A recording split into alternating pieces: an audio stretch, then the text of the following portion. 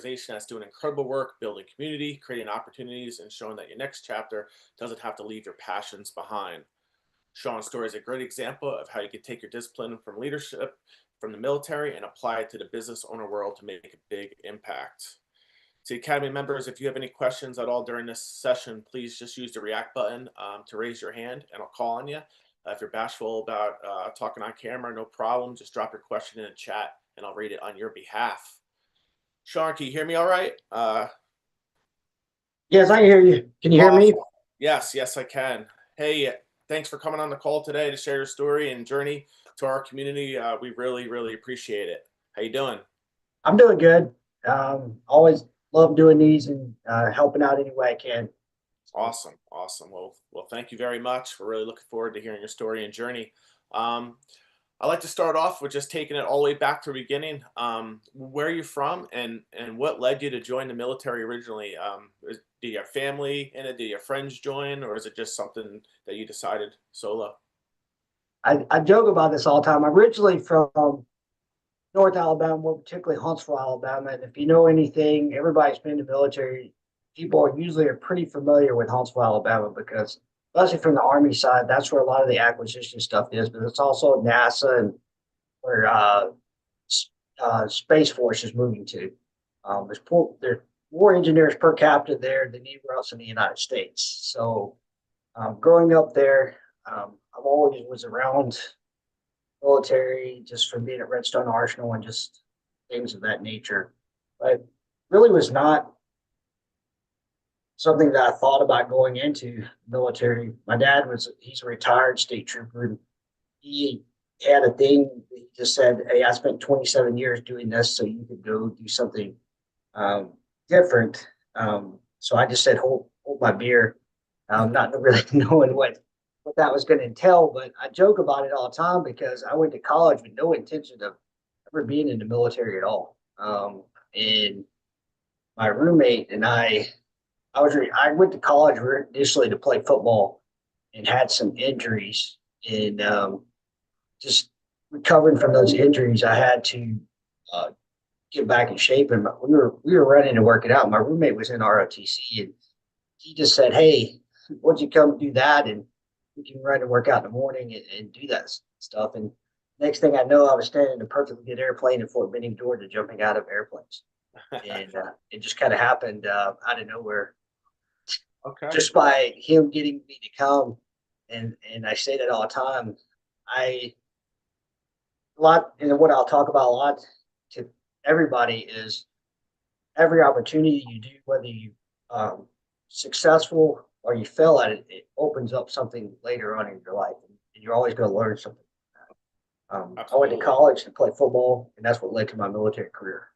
Okay, so out of high school, went to college. Yeah. And then you got out, and then you joined the Army. What was your role in the Army? What were some of the things that you did, places you were stationed? What did the day-to-day look like for you? So I was a senior in college when 9/11 happened. So I was the first group of lieutenants that knew they were going straight to combat. Okay.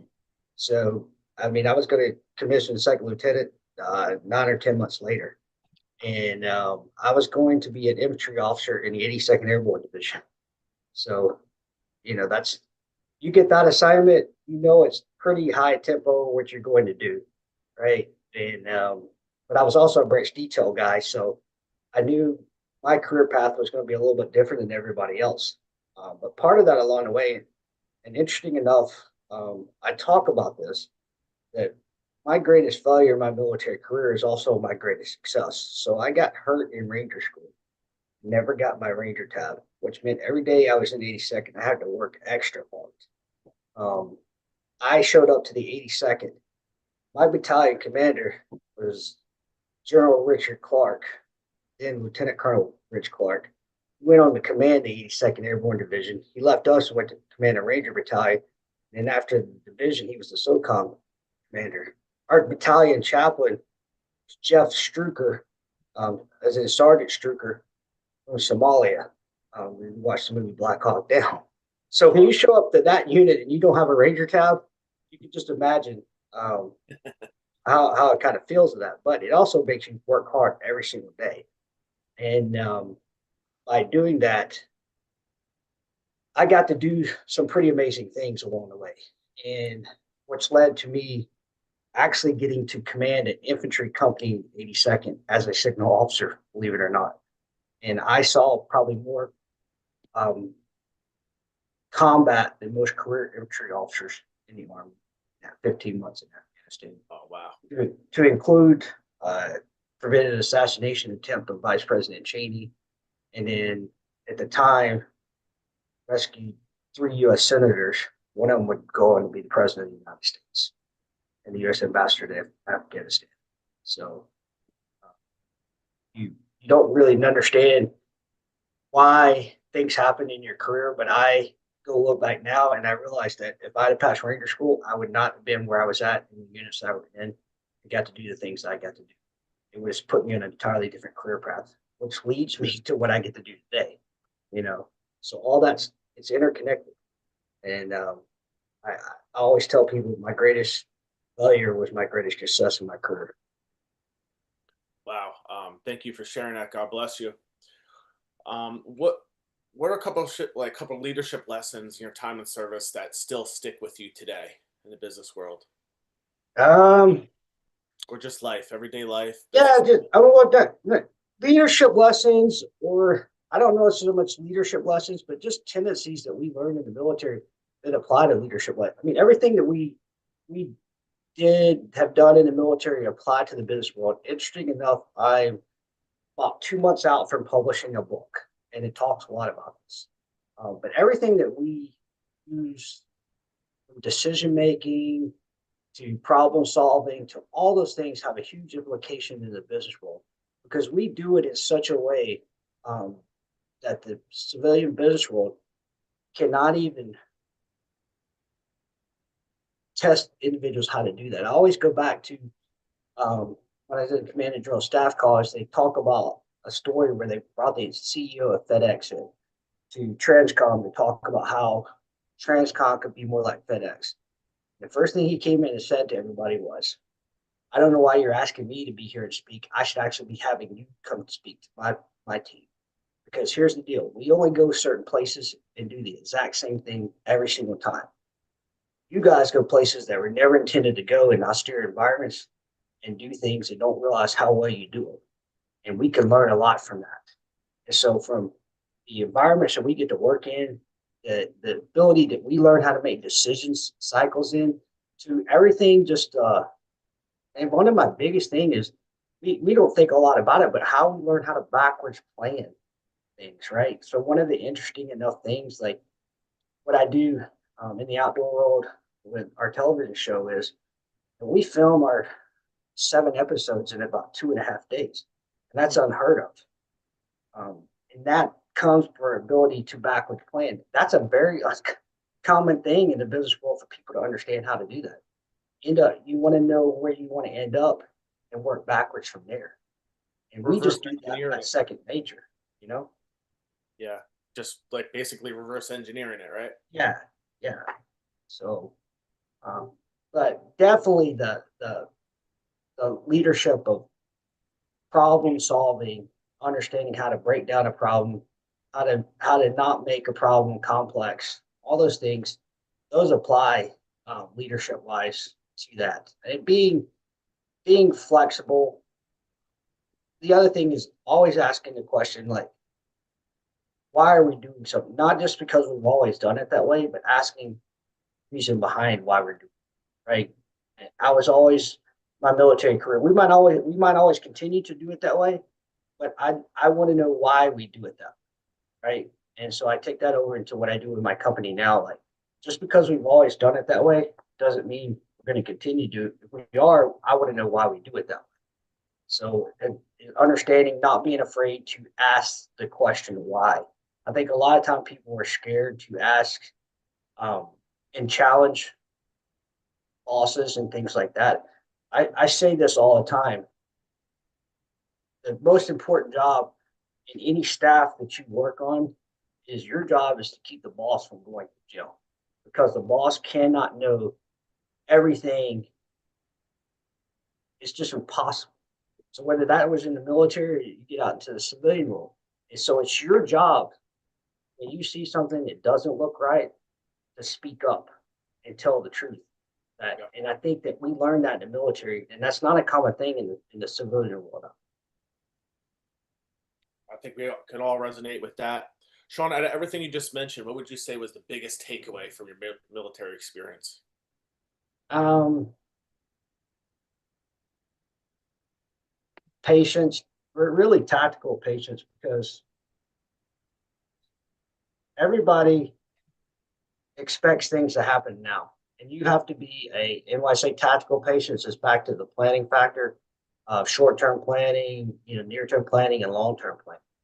That's not and I understand how all those are connected together, and the tactical patience to understand that things could be capital driven or they can be time driven. But if they're not all interconnected, and you might do a combination of both of those, you have to understand how all those are interconnected together. And we have had the what I would almost call the lab environment to learn all that stuff.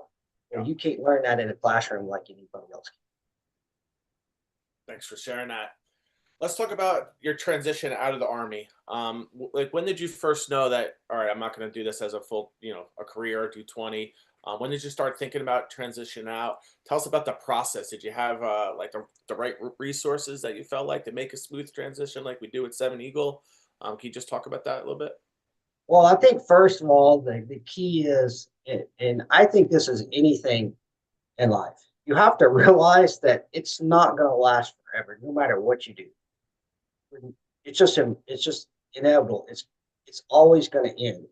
Understanding that it's always going to end, you have to have a plan, right? I think for me, understanding that was early in my career because I had a boss that I worked for before I commanded Yeah. that if you ask us, and it wasn't just me, you ask any of his officers, or any of the enlisted guys, if we if you asked us to work for that individual again or go find IEDs, we would choose to go find IEDs. That's how bad it was. And so at that point, I almost got out of the military. If it wasn't for the S3, he begged me to stay because he knew the new battalion commander coming in. I would have got out. The point to that is, I knew early in my career that heavily, it was going to end at some point, right? So understanding that there was always a plan along the way of at some Okay. point when it does end, how do I transition out? And so I started working real early in my career. Okay. What part of that transition would you say was most challenging? Most challenging for me, like I did the whole piece of like whether it was I did the internship, Mhm.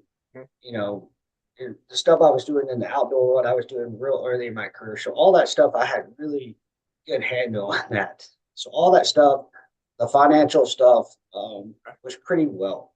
The thing that I wasn't didn't quite understand, and they don't really tell you is some personal stuff, right?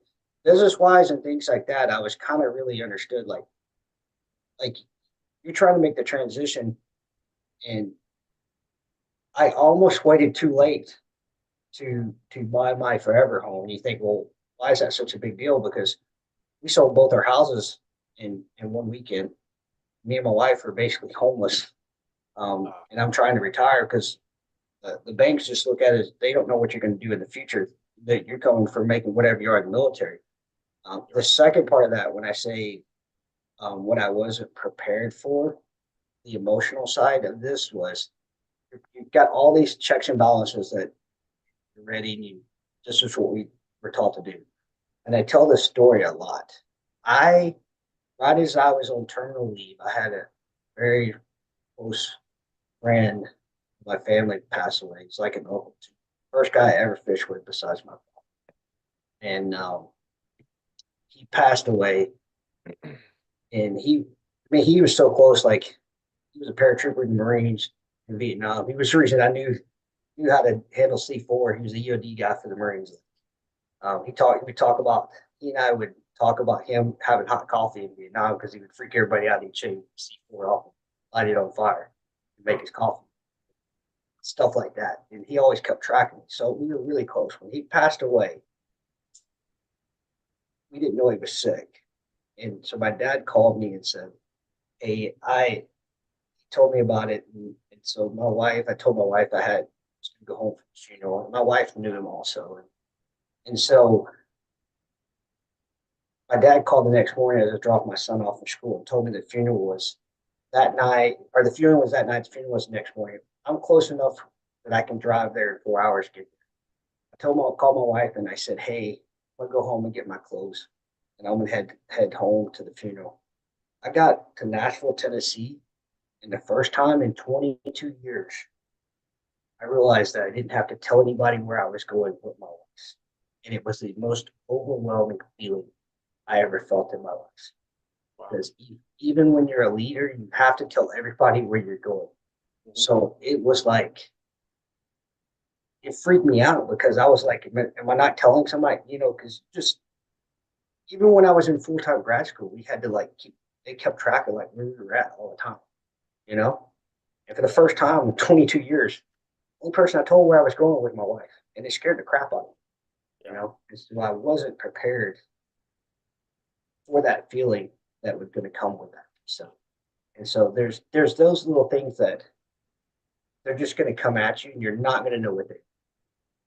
So just be prepared that those are going to happen. They're going to be different for everybody, whatever it is. You just got to know you're going to have those experiences. Yeah, so a lot of our community is about 3 to 6 months out from transition out of the armed services. Yeah. Is there any resources that you could provide to give people that might be battling the same emotional response as you did?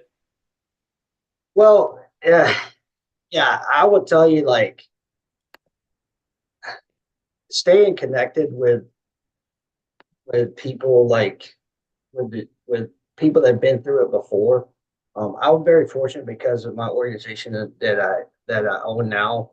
I had a lot of people that had been through that stuff before, so they had prepared me for a lot of it. So um, I still keep that circle of people that I can reach out to, but not just that. Like when you get out, I'm a big advocate. I probably go once a month to the VA, to the vet center, and do counseling. And I think that's key. And I talk about this in my book because I think one of the biggest mistakes that we do not do a really good job is at the higher ranks that we act like we don't go through this stuff. And so it doesn't give courage to everybody else to admit that they struggle. So I say this, if I can admit that I go do that stuff, then it gives courage to everybody else to go do that stuff. And so that's what I would tell everybody. Those resources exist. Don't be afraid to go use them. Because I always say this, it's very lonely at the top, right? And people, we're the 1% of the US population. So the fact that we're that 1% and that work at such a high level, all of us in the military, no matter what rank we were, don't don't isolate yourself like that. Take advantage of the resources. Because I'll just be honest with you, I hate to use the word safe space, but it was just so liberating to have some place I could go, just talk about things and not be judged for it. Because you're this big tough military person, and all of a sudden you got to tell everybody that you're kind of vulnerable and upset about these things. And I think that's a hard thing for us to do sometimes. Yeah, so basically stay in touch with your shipmates, right? Don't put it in, talk to them, use your resources with the VA clinic, use the resources here with Seven Eagle Group community, right? Would you say that? Yeah, that's definitely any of that stuff. Any of that stuff, anywhere you got those resources that you can reach out to, do that, because definitely that's important. Because I say this it takes we're the 1%, but the veteran community is so spread out across the United States. It takes us everywhere to do so. That's so important, you know. I just got one more question on the transition side of things. Looking back, what would be the one thing you would have done differently on that transition, knowing what you know now? Um, Well, for me, I don't know that it was, and this really gets into my business side of the house. Yeah. Um, the thing I wasn't prepared for when I got out and transitioned to the civilian world, because I, being on the entrepreneur side of the house, Yeah. was understanding how much different it would be with the dealing with people in the corporate world as far as legal stuff. Um, I would have prepared more for that, meaning I probably would have set aside more money to done that, which would have been less stress and issues on me. Because the Yeah. one thing I think I've learned that we take for granted that while we're in service, that everybody, we have UCMJ, have, the JAG, that we're dealing with contractors, they take care of all that stuff for us, right? When you get in the business world, I learned really, really quick that you have to spend money to make people do the right things, unfortunately, in Hmm. civilian. And so that transition that was the piece from a transition to entrepreneurship that I wish I had known more. Yeah. Right? I wish I had just known how much I was going to put my time and effort in. I'd still do it, but I would have just prepared more for it. Thank you. Did you always have an entrepreneur mindset? Did you know when you were transitioning that you would immediately get into the business world and start your own business, or did you have a couple odd jobs after the army and in between what you're doing now? What were some of the roles you did, or did you just go straight head on entrepreneur? I went straight into it. I Okay. was very fortunate because during my military career, but because I went, and I go back to, I got to command that company in the 82nd. Because of that, when I came back, the Army said, hey, you can go to full-time grad school or you can go back to Afghanistan. So I chose to go to full-time grad school. Not a hard decision, right? Oh, And okay.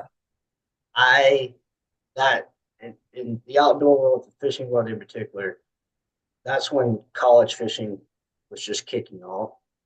And so I built one of the powerhouses in college fishing. It's still the pot, like to include like a kid just won the biggest event in bass fishing 2 weekends ago. Like it's equivalent of winning like a PGA tour, right? From from that team. Like it doesn't happen. Like that's how big a deal that what I built there. In doing so, I got to know a lot of people in the industry, and that set things into motion. So it allowed me to start working towards that while I was still in service. So the day, actually about 2 months prior to retiring, I actually started the company, and I actually was on active duty 2 months longer because uh, the Army came back to me and said, "Hey, we need you to stay past September 30th because we need you on the books."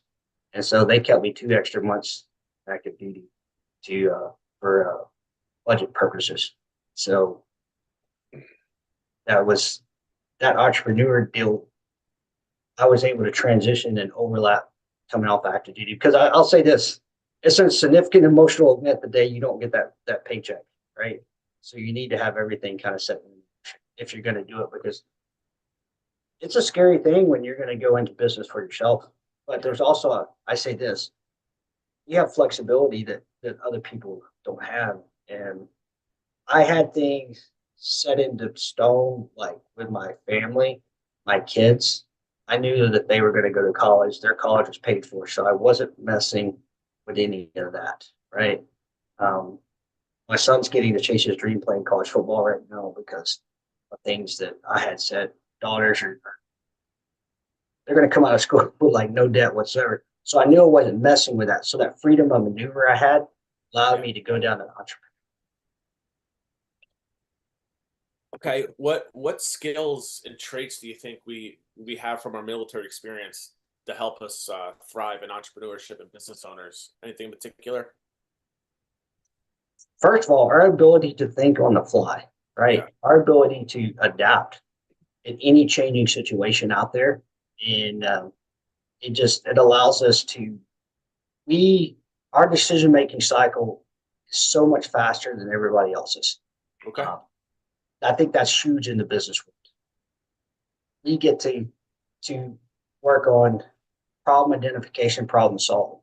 always go back to the story when I was in grad school that a real incident happened in Atlanta. There was an office building that they had, and the tenants kept complaining about the wait time of the elevators. So they brought the consulting company in and had them figure what was going on.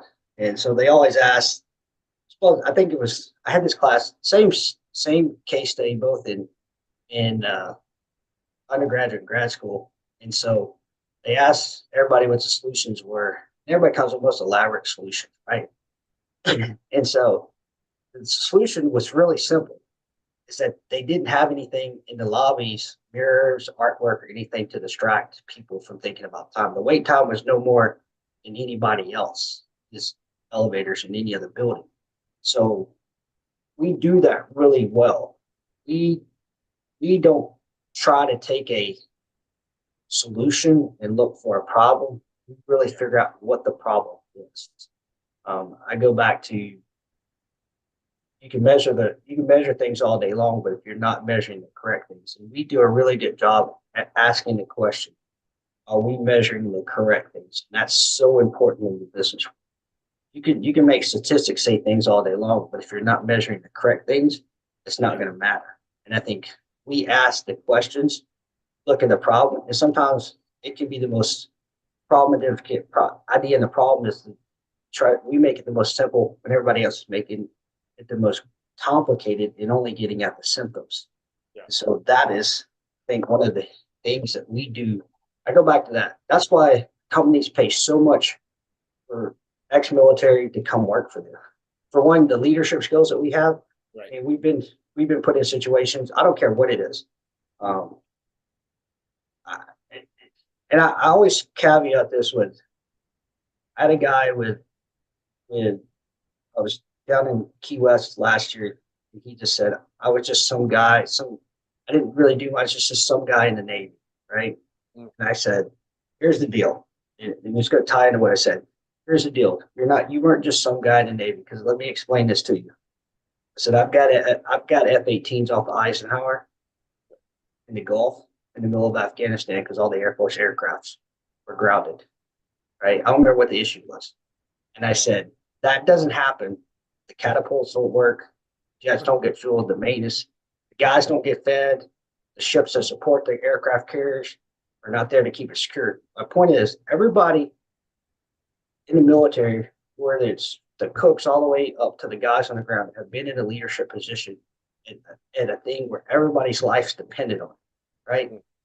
You affect things and you understand that, and you have the ability to take that.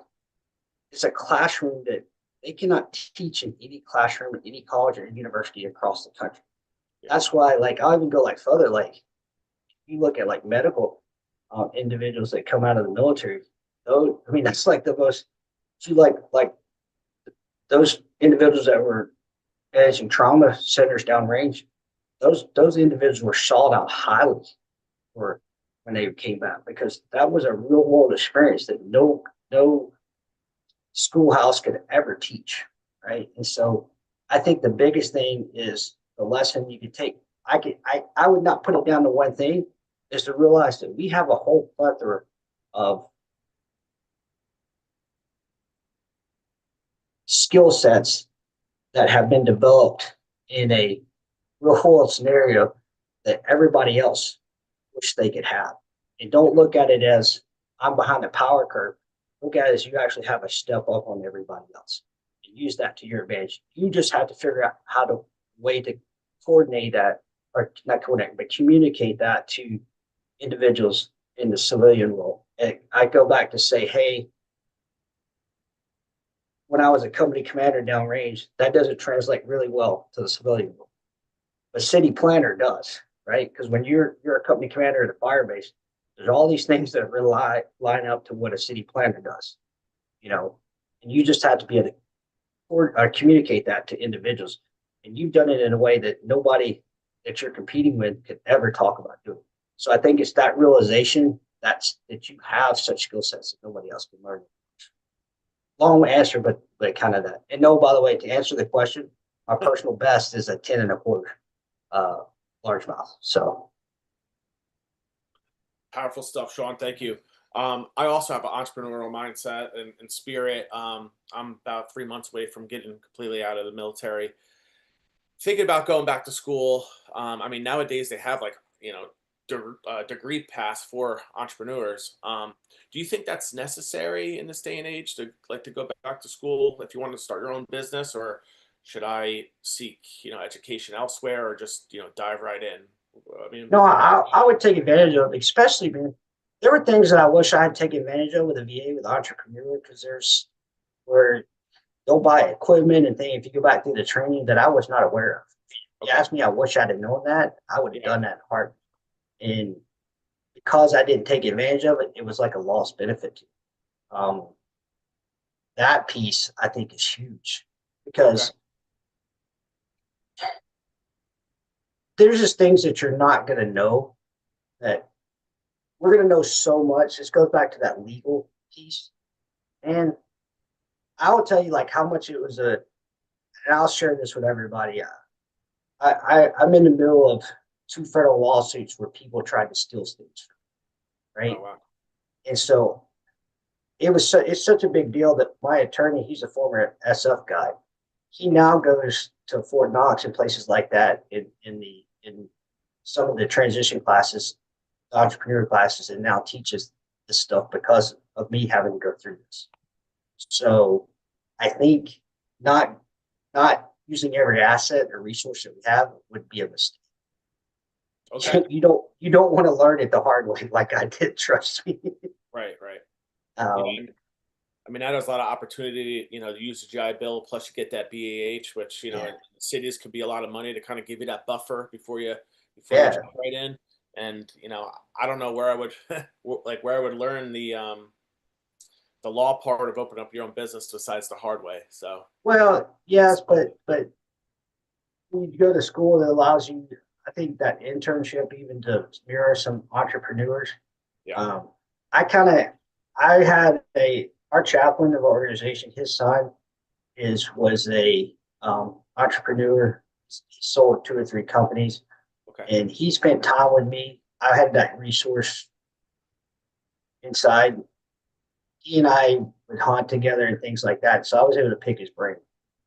So that's where I talk like the educational piece because there were things like I learned like that have saved me tons and tons of money from him. That that in an educational situation you're going to learn that stuff. I just happen to be fortunate enough that I had that resource um, localized to me. So the things that I didn't learn, I learned the hard way. But there was a lot of things that would have been even harder, which would have made them harder if I didn't know. Like just when you talk about like, for instance, like when you buy, there's two ways to buy a company. You can buy it as a whole or yeah, buy it as asset only purchase. So there's legal implications that go along with each one, right? And what makes most sense. And so those things really, really matter when it comes down to how you, as an entrepreneur, how you protect yourself going yeah. forward. So Awesome, great insight. Thank you, Shawn. Let's talk about Army Bass Anglers. How yeah, how did that come about? How'd you get involved with it? How did you think of that idea? Can you just tell us a little bit about the company in general? Is that your main thing? Is that or yeah, yeah. So Army Bass Anglers. So talked about going to grad school, and I love talking to high school kids because high school fishing is such a huge deal now. And yeah, they always ask, like, how do you get to work in the industry? And I always say, it goes back to I commanded a company in 82nd. I wouldn't have got to go to grad school if it wasn't for that. And I wouldn't have got to meet the people I met in the outdoor world, right? yeah, And so I did. So I'm the founder of Army Bass Enterprise, and I'm the reason the brand has grown to what it is because I've okay, been with it so long. There's a couple other individuals started from the beginning.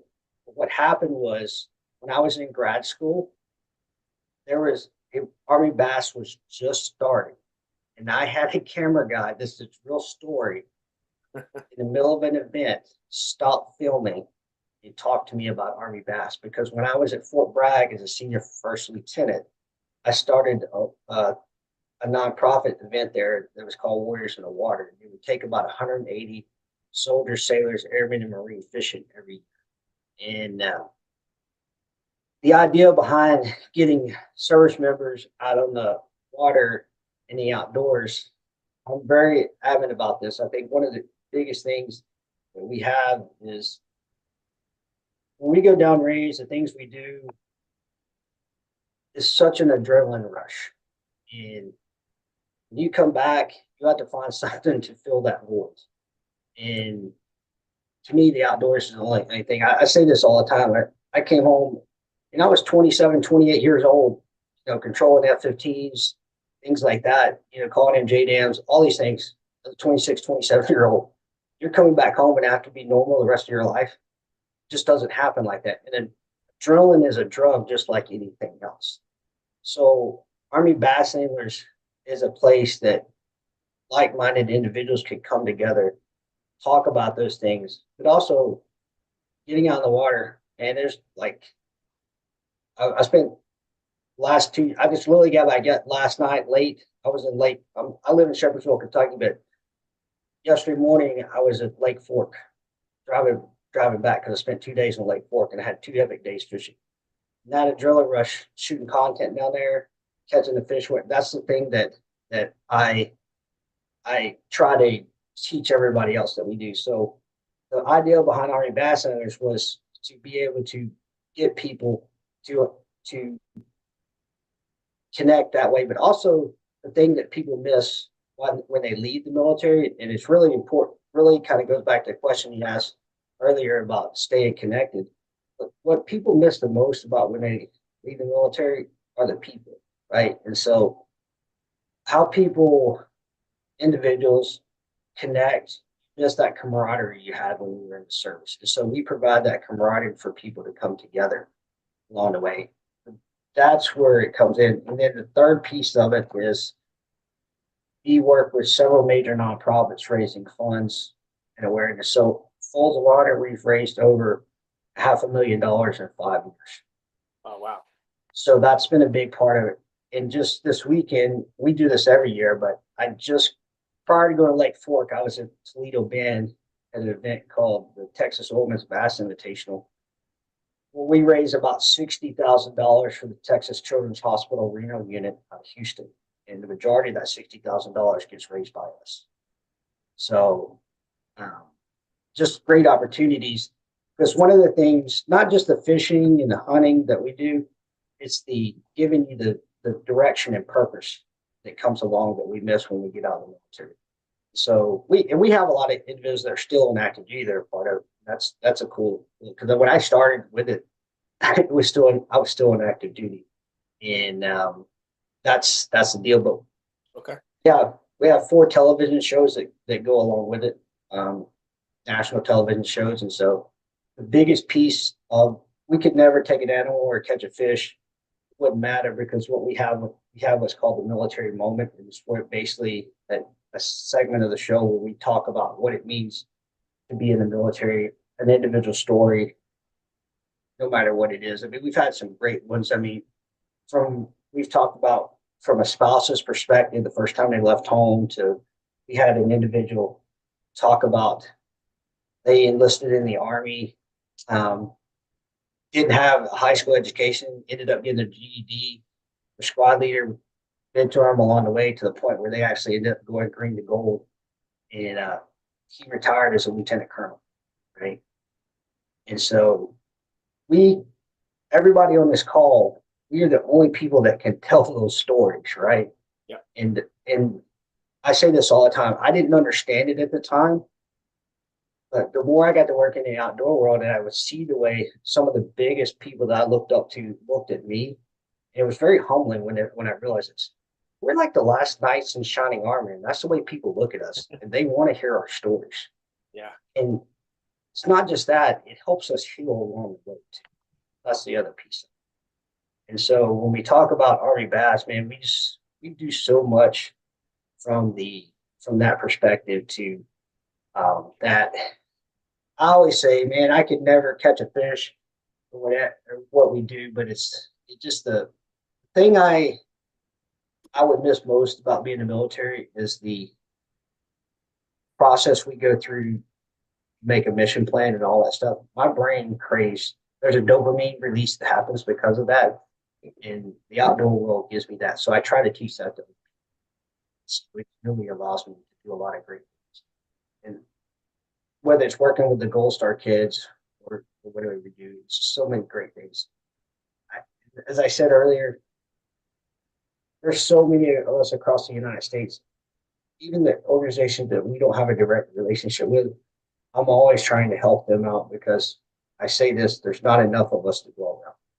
And it really is. We're part of a fraternity that is so unique that it's hard to explain to anybody outside of this this this world of the 1%. We can't really explain it. Yeah, that's a big part of Army Bass. I get people think I do a lot of fishing and hunting. They do not realize how much of my windshield that I see in my truck and how much I spend selling. Nobody pays you to fish and hunt. They pay you to sell products. So that's the business side of it. We do probably 15, 20 expos a year. So everybody, that business model for us is different than anybody else in the outdoor world. When I tell somebody, if you sponsor the TV show, I can guarantee you sales, I'm actually telling the truth. We physically sell like a dealer, like anything else. So many of the sponsors that we work with, like we did $200,000-300,000 sales for them this year.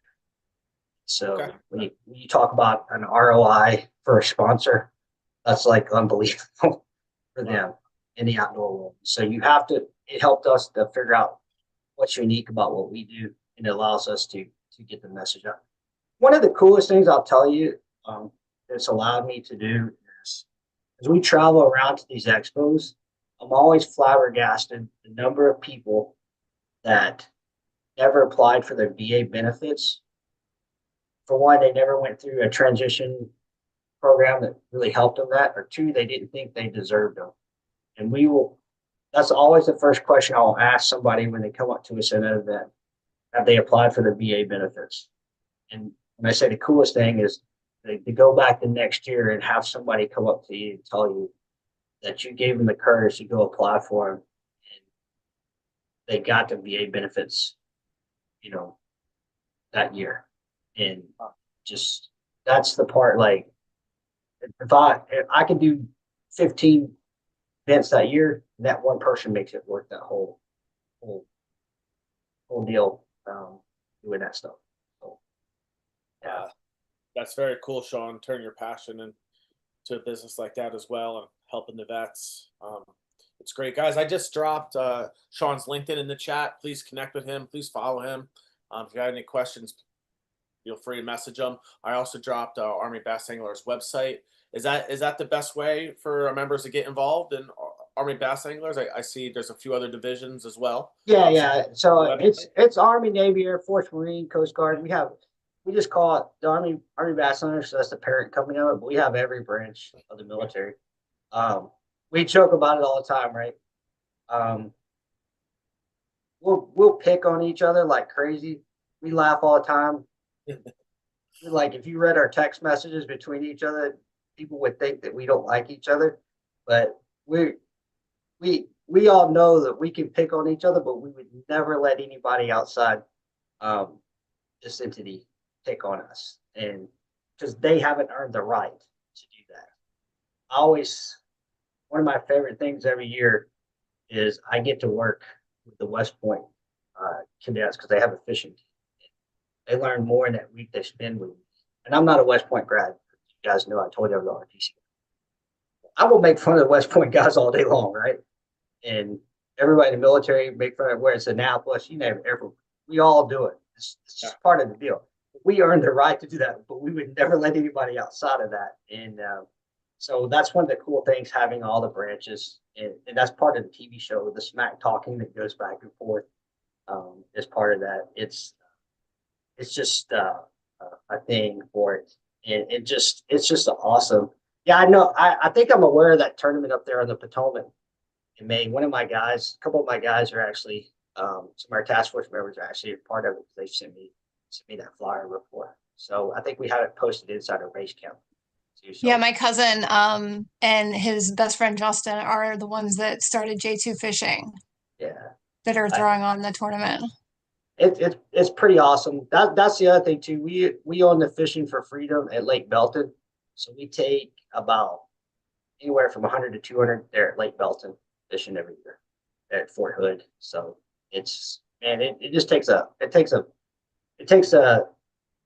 whole community around the country to put different things on. I love going to different ones, seeing different people and hearing different stories because um,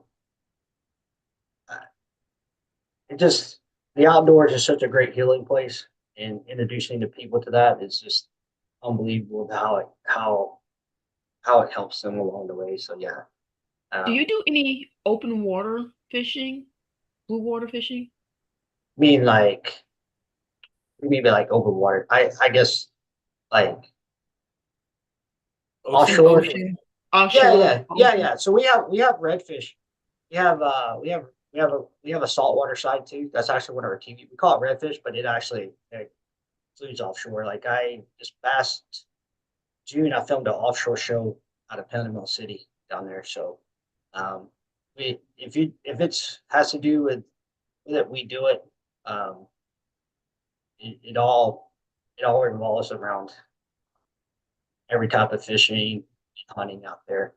It's uh it's a lot of fun, you know. Yeah, so Simplified Charters.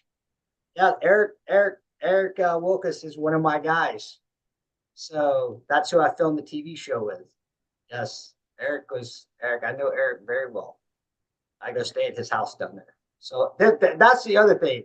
That's the cool thing about Army Bass. We find out that there's always like the Kevin Bacon 1 degree of separation of everybody. Like he is we either have served with somebody that knows somebody or we've all shared the same piece of ground along the way, where it's Army Navy Airport. It's so funny when you talk to people. So yeah, the fact that you threw Simplified Charters up there out of Panama City, that's pretty funny because Eric is an awesome dude. He's a Marine, and he he's very good at what he does, and he gives back so much military individuals, getting them out there. So yeah, he is he is great, a great human being. Um, and here, like just his story in general is amazing because Eric has had um, kidney cancer, and he's recovered from another cancer already once before, and he just still continues to battle and push forward. And just an awesome individual. So that's what I love about our community. I say ours, the military. We have such great stories of human beings. That's why they were in the military, because they were selfless and they learned how to put others before themselves. Yeah, Very cool. Looks like we have a question. Keon, go ahead. yeah, Hey, Shawn, thank you for coming and speaking to us today. I yeah. was very excited to see that you were speaking to us today because I'm like, fishing is my passion. I could wake Right. up and do it without feeling like I need to be paid for it. I mostly kayak fish though, or wave fish, because Yeah, I don't have boat money right now. yeah, yeah. But I was wondering if you know if Eric is open to like OJT, some volunteer assistance for his charters or something like that. I tell you, I do know this. Like he's all you need deckhands down there in like the month of June, and when red snapper season happens. He's Eric's running 2 or 3 trips a day. Like like he has to turn things down and things like that. But yes, um, and oh by the way, I do the kayak fishing also.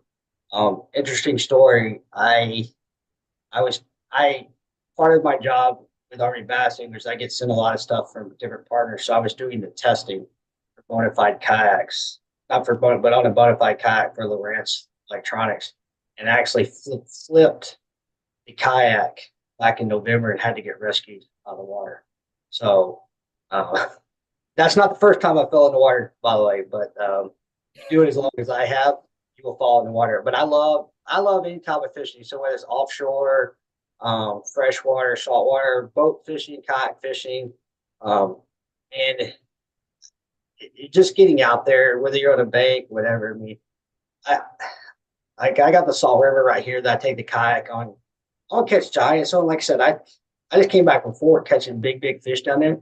But I enjoy just being on the Salt River just as much catching 2 pounders all day long. And the day you quit enjoying that, you need to find something else to do because that's what it's really all about. It's just having fun.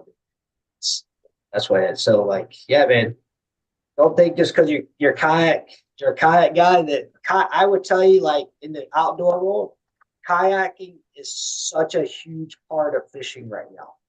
Right out with high school, the kayak fishing industry portion of the fishing world is so huge, for one, because the barrier to entry is not what it is for individuals with boats. And so everybody is getting into the kayak world because the kayaks now are so stable.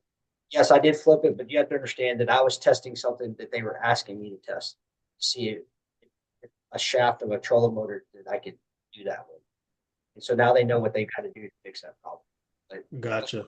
And no, couldn't do it. were So, you offshore when you flipped it or inshore or no, what? I was in a river when I did it. And the water temp was about 49 degrees. Oh, So, yes. Um, but it goes back to our training, right? I had a plan in place. I don't do anything without a plan in place. I don't go anywhere without my phone tethered to me. I tell this story all the time. I was a platoon leader at Bragg, and we were doing company exit valves, and we were staged in front of the Delta compound, and they made us move. We came back because they were doing some training mission. The little birds were out there turning. We came back through the later in the night. I saw a whole bunch of people out there with white lens flashlights, and they were looking for something. And I stopped and I got all my guys out, and I told them, I said, I don't care how special you think you are. If you don't tie your stuff down, you're destined to lose it.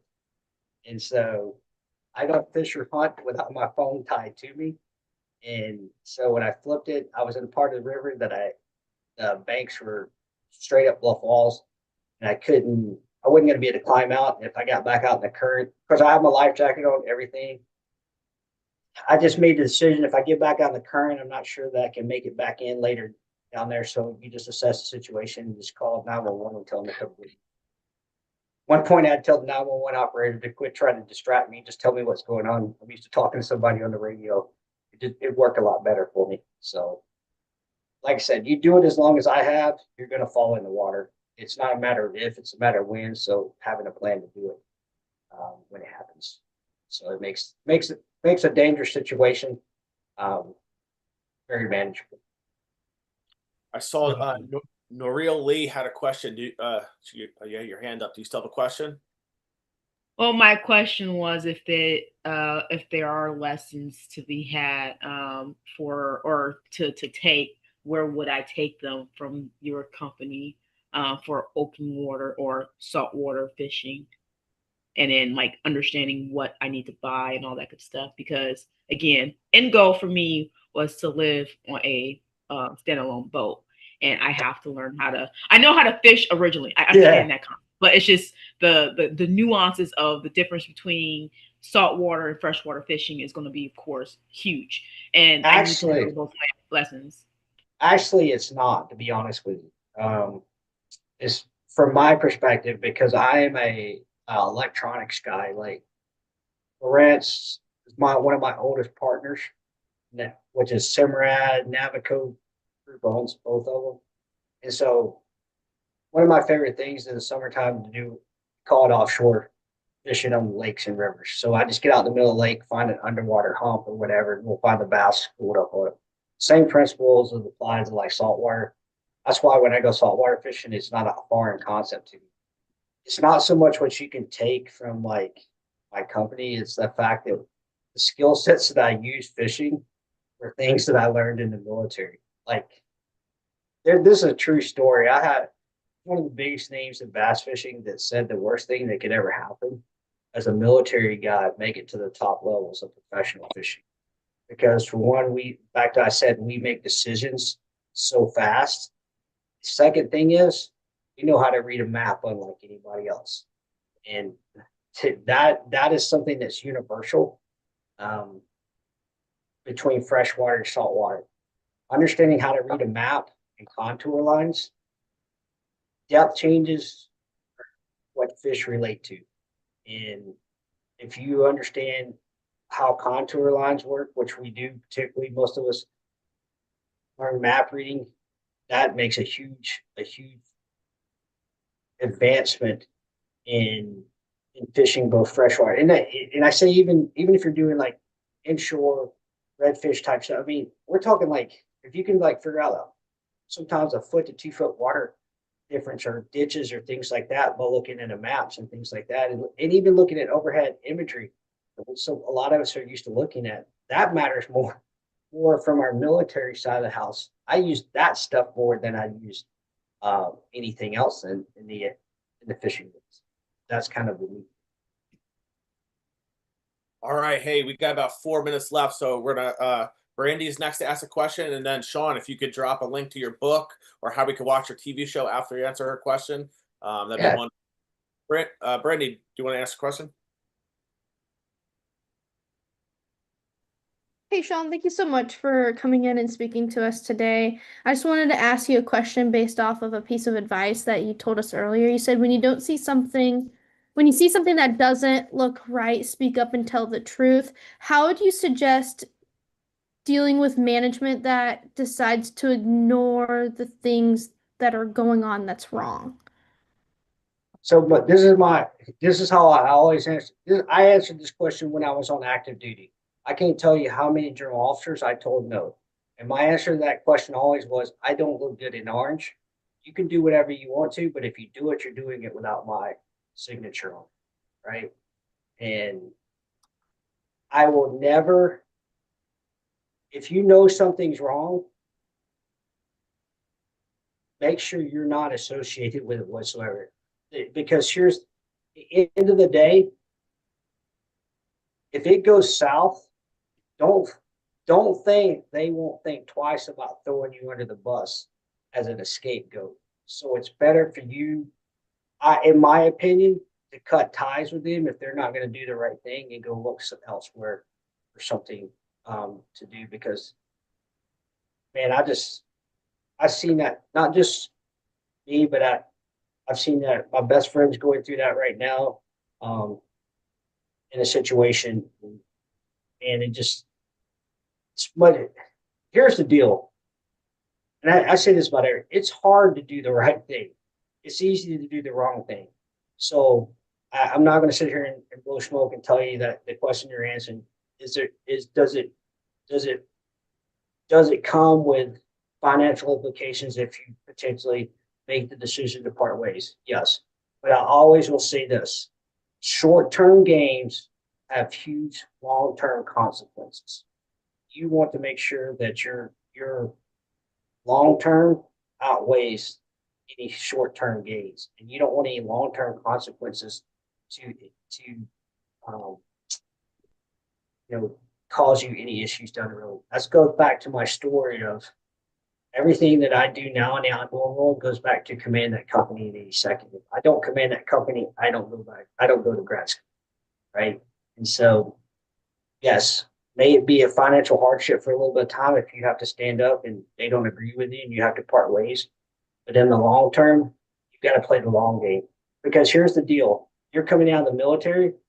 If you're retiring, especially, I know ETS is a little bit different, but if you're retiring, you have way more flexibility than everybody else. That's one of the coolest things about us when we retire, the flexibility, because you are getting what we call the mailbox money. That I can be a little bit more, confrontational when it comes to standing up for what is right. Because if we decide to part ways, is it going to make me a little bit uncomfortable for a little bit? Yes, but I'm not solely dependent on that for my way of life, 100%. That makes sense. Yeah, thank you. We got 1 minute. Rebecca, fire away. All right, I hope I get it done. Hey, Shawn, I came in here towards the end of your speech, but I in the military, I drive boats. I drive work skips and metal sharks, inboards and outboards. Mhm. How would you recommend I go about getting my license outside in the civilian, whether it's like a six-pack while also still using my military service time? Well, I mean, the biggest thing is you're going to need to get that U.S. Coast Guard captain's license, right? Because once you get the Coast Guard captain's license, you can do anything and you can operate on any body of water from that perspective. And so that's the hugest piece of it with that Coast Guard captain's license. And I'm pretty sure you could probably get the VA to pay for that. And it's like it's one of those deals that would be your biggest asset to you. Because once you get that, there's all kind of things you could do from doing like dolphin cruises to charters to everything else to even like the things that I'd like to do, like teach an electronics class. You need that Coast Guard charter service. Okay. I charter captain's license to do it. I'll for sure look into that. Thank you so much. Yeah. Yeah, Rebecca, you can get that for free through CG Cool. There's some other resources if you want to contact me outside of this. I'll provide you with. I got mine through the Coast Guard as well. Oh, But yes. thank you so much for coming on and sharing your story, guys. I've dropped Shawn's website in the chat. I've dropped his LinkedIn in chat. Please connect with him. I know he didn't have time to promote his book, but ask him about that and check him out on YouTube and the TV show. You have anything left for us, Shawn? No, the book and all that stuff will be on the website, and the TV Okay. show's on there, so you'll find all that on there when the book comes out. But you can go watch previous episodes of our TV show on our YouTube channel, and links to the network and all that stuff is on there. So that's the easiest way to find out. Awesome. Well, Shawn, on behalf of 7 Eagle Group, thank you so much for coming on. We hope to see you again. And Yeah. bless.